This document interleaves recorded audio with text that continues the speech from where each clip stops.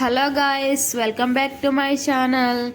మేము ఇంకా ముంబైకి అయితే రిటర్న్ అయిపోతున్నామండి. మాకు హాలిడేస్ అయితే అయిపోయాయి. ఇంకా మేము వెళ్ళాలి కదా, ఇంకా అందుకని రిటర్న్ అయిపోతున్నాము. ఇక్కడ నేను ట్రైన్లోకి అయితే ఫుడ్ ప్రిపేర్ చేస్తున్నానండి.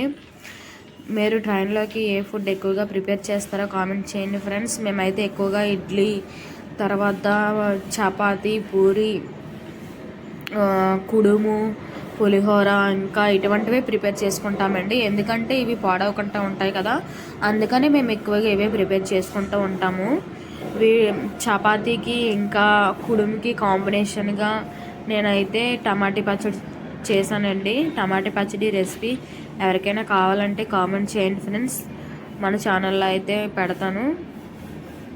ఇంకా మేము కొన్ని ఫ్రూట్స్ కూడా తీసుకున్నామండి ట్రైన్లో తినడానికి. చూసారు కదా, టమాటా పచ్చడి అయితే చాలా బాగా వచ్చిందండి. మీరు కూడా ఒకసారి ట్రై చేయండి.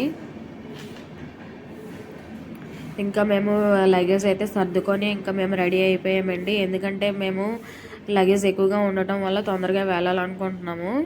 అందుకనేసి మేము తొందరగా రెడీ అయిపోయామండి. 1 అవర్ ముందే వెళ్ళిపోయాము స్టేషన్ దగ్గరికి.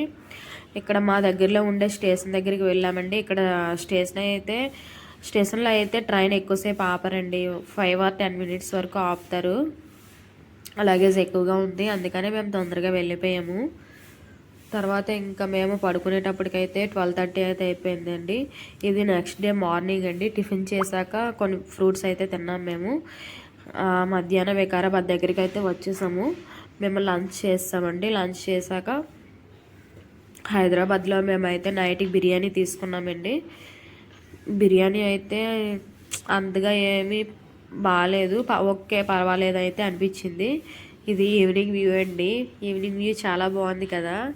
ఇక్కడ చాలామంది ఇక్కడ హైదరాబాద్ దాటాక ఎక్కువగా అందరూ పత్తి పంట అయితే ఎక్కువగా వేశారండి. చాలా వరకు పత్తి పంట, ఇంకా తర్వాత ఇంకా బొప్పాయి తోటలు ఇంకా చాలా ఎక్కువ ఇవే ఉన్నాయి. నైట్ అయితే మేము డిన్నర్ చేస్తామండి. ఇది నెక్స్ట్ డే మార్నింగ్ మేమైతే ఎల్టీటీ దిగేసాము. ఎల్టీటీ దిగేసాక మేము వేరే ట్రైన్ అయితే ఎక్కిస్తామండి. మేము ఉండే దగ్గరికి 1 అవర్ జర్నీ. మనకి బస్సులు ఎలాగో ఇక్కడ ముంబైలో ట్రైన్లు అయితే ఉంటాయండి, లోకల్ ట్రైన్లు అనేవి. చూసారా, మార్నింగ్ 4కే చాలా రష్గా ఉంది. అస్సలు ట్రైన్లు చాలా రష్గా ఉంటాయండి. ముంబైలో ఎవరైనా ఉంటే చాలా జాగ్రత్తగా ఉండండి ట్రైన్ ఎక్కేటప్పుడు. Thank you for watching.